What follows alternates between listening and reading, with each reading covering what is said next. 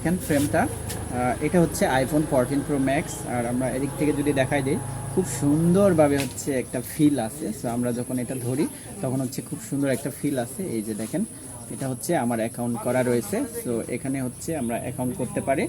আর আমি হচ্ছে ফ্রেমটা অনেকেই দেখতে চাইছিল, সেজন্য হচ্ছে আমি আজকে দেখাই দিচ্ছি। পুরো ব্র্যান্ড নিউর মতো হচ্ছে এখনও ফ্রেমটা রয়েছে। সো আমরা হচ্ছে এটা নিয়ে আমরা হচ্ছে 15 দিন প্লাসের মতো আমরা ইউজ করতেছি এই ফোনটি। সো আজকে হচ্ছে আমরা রিভিউ করে জানাই দেবো।